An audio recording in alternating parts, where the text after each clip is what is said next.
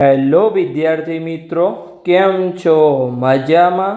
તો train your brain ચેનલમાં તમારું સ્વાગત છે. તો આજે આપણે કયા ટોપિકની વાત કરવાના છીએ?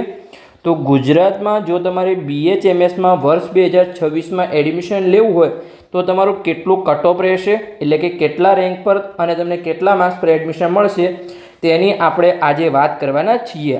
એટલે કે BHMS હોમિયોપેથિકની સરકારી કોલેજ હોય કે પ્રાઇવેટ કોલેજ હોય, એમાં આપણે માર્ક્સ અને રેન્કનો આપણે સચોટ ચિતાર મેળવવાના છીએ, એટલે કે આપણે સંપૂર્ણ માહિતી મેળવવાના છીએ. તો સૌપ્રથમ ચાલો આપણે સરકારી કોલેજની વાત કરીએ. તો સરકારી કોલેજમાં માત્ર સરકારી કોટાની સીટો હોય છે, કોઈપણ પ્રકારની મેનેજમેન્ટ કોટાની સીટો હોતી નથી. હવે સરકારી કોટામાં દરેક કેટેગરીમાં આવે છે, જેમ કે ઓપન કેટેગરી હોય, EWS કેટેગરી હોય, SC BC OBC કેટેગરી હોય, SC હોય ને ST હોય. તો ચલો આપણે પાંચે કોલેજનો આપણે કટ ઓફ જોઈએ કે છેલ્લામાં છેલ્લા વિદ્યાર્થીને કઈ કેટેગરીમાં છેલ્લે કઈ કોલેજમાં એડમિશન મળ્યું છે. તો ચલો આપણે અહીંયા જોઈએ.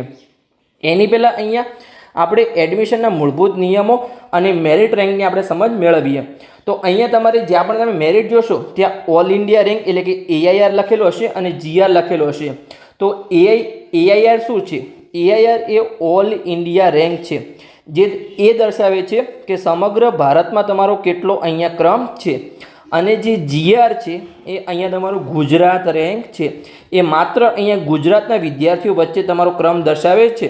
તો હવે ઓલ ઇન્ડિયા રેન્ક તમને નીટના રિઝલ્ટમાં મળી જશે, પણ ગુજરાત રેન્ક તમને ક્યારે મળશે?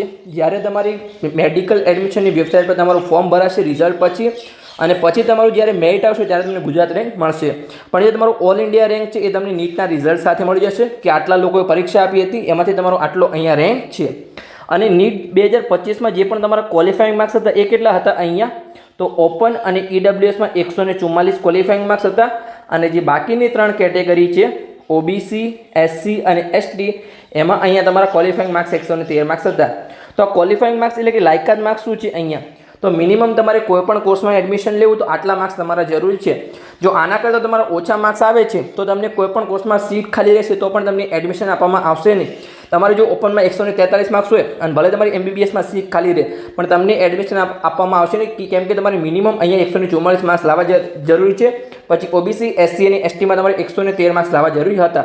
આ 2025ના ક્વોલિફાઈંગ માર્ક્સ હતા. 2026માં તમારા ક્વોલિફાઈંગ માર્ક્સ ચેન્જ થઈ શકે છે, પણ જ્યારે તમારો નીટનું રિઝલ્ટ આવશે ત્યારે એ તમને જાણવા મળશે. તો હાલ આપણે 2025ના ધ્યાન રાખીશું. તો ચલો આપણે આગળ જઈએ હવે કે જે સરકારી BHMS એટલે કે હોમિયોપેથિક મેડિકલ કોલેજનું કેટલું કટ ઓફ છે. તો અહીંયા સૌપ્રથમ આપણે ઓપન કેટેગરીમાં જોઈએ. તો ઓપન કેટેગરીમાં અહીંયા ઓલ ઇન્ડિયા રેન્ક છે 2,38,721. તો અહીંયા જો તમારો 2,38,000ની અંદર તમારો ઓલ ઇન્ડિયા રેન્ક આવે છે તો તમને અહીંયા ઓપન કેટેગરીમાં સરકારી કોલેજમાં હોમિયોપેથિકમાં એડમિશન મળી જશે. પછી ગુજરાત રેન્ક જોઈએ તો અહીંયા છે 8,289. તો તમારો જો અહીંયા ઓપન કેટેગરીમાં 8,000ની અંદર ગુજરાત રેન્ક આવે છે તો તમને અહીંયા હોમિયોપેથિકમાં સરકારી કોલેજમાં એડમિશન મળી જશે. પછી માર્ક્સ છે અહીંયા 386, પણ અહીંયા આ માર્ક્સ 2025ના છે. તમારો જો ઓલ ઇન્ડિયા રેન્ક પણ તમારો સેમ રહેવાની સંભાવના છે, પછી ગુજરાત રેન્ક પણ તમારો સેમ રહેવાની સંભાવના છે, પણ અહીંયા તમારા માર્ક્સ ચેન્જ થઈ શકે છે. કે અહીંયા તમારું જો પેપર હાર્ડ આવશે તો ઓછા માર્ક્સ પર એડમિશન મળશે, અને પેપર ઇઝી આવશે તો વધારે માર્ક્સ પર એડમિશન મળશે. પણ તમારે mainly focus all India rank પર અને ગુજરાત રેન્ક પર કરવાનું છે. તો ચલો આપણે દરેક બાકીની કેટેગરીમાં જોઈએ. તો EWS કેટેગરીમાં અહીંયા ઓલ ઇન્ડિયા રેન્ક છે 2,79,085. ગુજરાત રેન્ક છે અહીંયા 9,450 અને માર્ક્સ છે અહીંયા 367.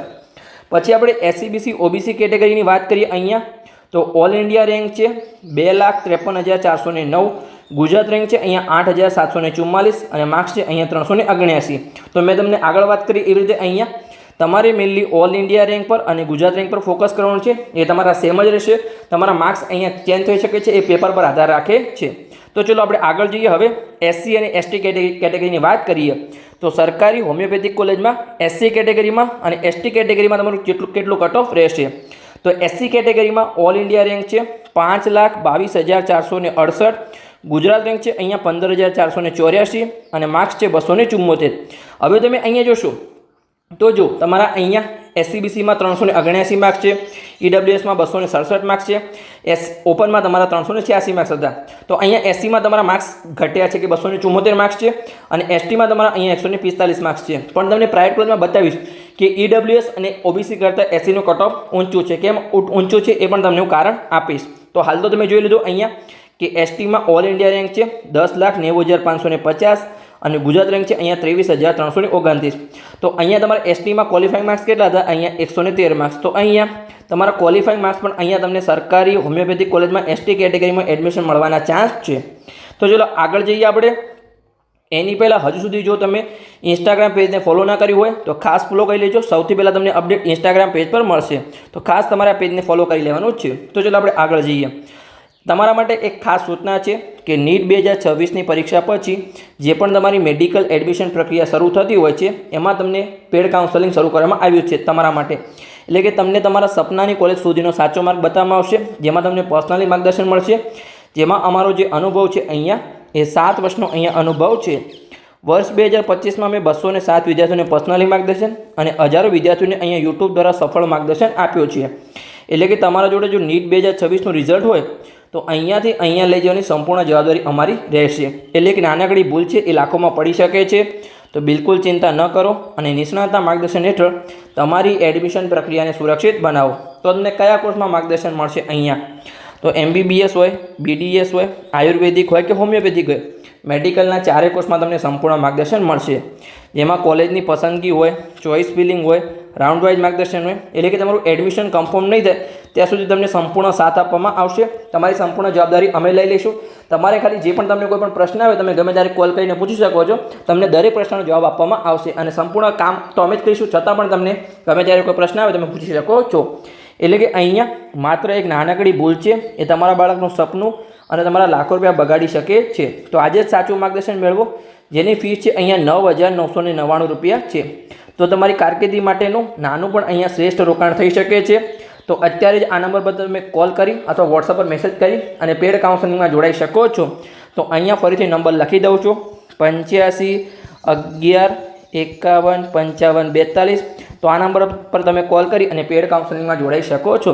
તમે અહીંયા રિવ્યૂ પણ જોઈ શકો છો કે અહીંયા જે પણ વિદ્યાર્થી અમારા MBBSના પેડ કાઉન્સેલિંગમાં 2025માં જોડાયા હતા પછી એમને ત્રીજા રૂમમાં એડમિશન મળી ગયા પછી કેવા રિવ્યૂ આપેલા છે તમે સંપૂર્ણ વાંચી શકો છો. અને આગળ વાત કરી એવી રીતે અહીંયા વર્ષ 2025માં મેં ટોટલ 207 વિદ્યાર્થીઓને અહીંયા મેડિકલના 4 કોર્સમાં માર્ગદર્શન આપ્યું હતું, જે અત્યારે પોતાનો મેડિકલ કોલેજમાં અભ્યાસ કરી રહ્યા છે. અને અહીંયા જે રિવ્યૂ આપેલા છે એ MBBSના વિદ્યાર્થીઓને જ્યારે ત્રીજા રૂમમાં એડમિશન મળી ગયું હતું ત્યારે એમને કેવા રિવ્યૂ આપેલા છે તમે અહીંયા જોઈ શકો છો. તો ચલો આપણે આગળ જઈએ. હવે આપણે પ્રાઇવેટ કોલેજની વાત કરીએ. તો અહીંયા પ્રાઇવેટ BHMSની કોલેજમાં આપણે અહીંયા કટ ઓફ જોઈશું અને અહીંયા તમને દેખાશે કે એડમિશન થયેલી સીટો. તો આવું કેમ લખેલું છે ચાલો હું તમને સમજાવું. તો અહીંયા ઓપન કેટેગરી લખેલી છે, પછી SCBC OBC છે અને પછી અહીંયા SC છે. તો EWS કેટેગરી કેમ નથી? તો એના માટે એક તમારે રાસ એ તમને આગળના પેજમાં મળશે. તો હાલ ચાલો આપણે ઓપન કેટેગરીની વાત કરી લઈએ. અહીંયા તો ઓપન કેટેગરીમાં અહીંયા ઓલ ઇન્ડિયા રેન્ક છે 10,98,384. પછી ગુજરાત રેન્ક છે અહીંયા 23,382 અને માર્ક્સ છે 144. તો આગળ આપણે વાત કરી કે ક્વોલિફાઈંગ માર્ક્સ તમારા કેટલા હતા ઓપન અને EWSમાં? તો તમારે 144 તમારા ક્વોલિફાઈંગ માર્ક્સ હતા. એટલે કે મિનિમમ તમારે એડમિશન લેવું હોય તો આટલા માર્ક્સ લાવવા જરૂરી હતી.